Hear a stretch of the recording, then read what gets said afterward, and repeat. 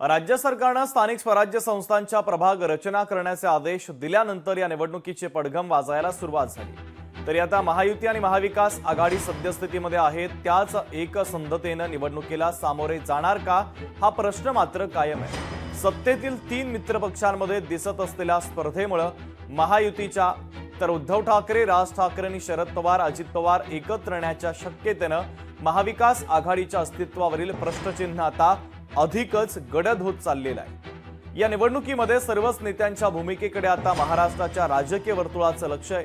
गेली 2.5-3 वर्ष आणि स्वराज्य संस्थांमध्ये लोकप्रतिनिधीच नसल्यामुळे दुसऱ्या तिसऱ्या फळीतील नेते कार्यकर्ते यांच्यासाठी येत्या या निवडणुका अत्यंत प्रतिष्ठेच्या आहेत।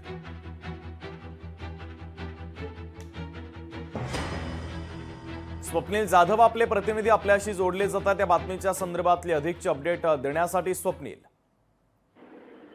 शुभम, स्थानिक स्वराज्य संस्थांच्या निवडणुका ही काही महिन्यावरती येऊन टिकली आहे। मात्र एकूणच महायुती असेल किंवा महाविकास आघाडी असेल यांच्या एकसंधतेपणावरती अद्यापही प्रश्नचिन्ह आहे। एकीकडे जर महायुतीचं चित्र पाहिलं तर महायुतीमध्ये सुद्धा काही जागा स्वबळावरती, काही ठिकाणी एकत्र लढण्याच्या संदर्भात सध्या चर्चा होते। मात्र यातून ठोस असा निर्णय अद्यापही समोर आलेला नाहीये। तर दुसरीकडे आपण जर बघितलं तर महाविकास आघाडीमध्ये सुद्धा महाविकास आघाडीचा अबोला हा आता पाहायला मिळतोय। एकंदर स्थानिक स्वराज्य संस्था या स्वबळावर लढण्याचा काँग्रेसचा सुद्धा या ठिकाणी मानस होता सुरुवातीपासून, आणि आता काही ठिकाणी चाचपणी स्वबळाची ही ठाकरे गटाकडून सुद्धा सुरू आहे। त्याचप्रमाणे या ठिकाणी जर बघितलं तर दोन्ही पवार एकत्र येण्यासंदर्भातील चर्चा असेल किंवा दोन्ही ठाकरे एकत्र येण्याबद्दलची चर्चा असेल, त्यामुळे वरच्या फळीवरती आणि बड्या नेत्यांमध्ये सध्या एकसंधपणा नाहीये, एक वाक्यपणा नाहीये। तर त्याचप्रमाणे खालच्या दुसऱ्या आणि तिसऱ्या फळीतील नेत्यांची जी खरं तर या निवडणुकीची ते चातकासारखी वाट पाहत असतात, त्यांच्यासाठी ही संधी असते।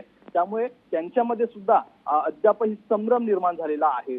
कार्यकर्ते आणि एकूणच इच्छुक उमेदवार हे जरी तयारीला लागले असले तरी वरच्या फळीतील जे नेते मंडळी आहेत त्यांच्यामध्ये एक वाक्यता नसल्यामुळे कुठेतरी या निवडणुकीमध्ये चुरस निर्माण होण्याची शक्यता आहे। त्यामुळे मिनी विधानसभेआधीच हा राजकीय फड जो आहे महाविकास आघाडी, महायुती आणि ह्या युत्या आघाड्या यामध्ये आपल्याला पाहायला मिळणार आहे। शुभम, ठीक आहे स्वप्नील, अत्यंत महत्त्वाचे अपडेट या बातमीच्या संदर्भातले तू पोहोचवलेले आहेत, तुर्तास धन्यवाद।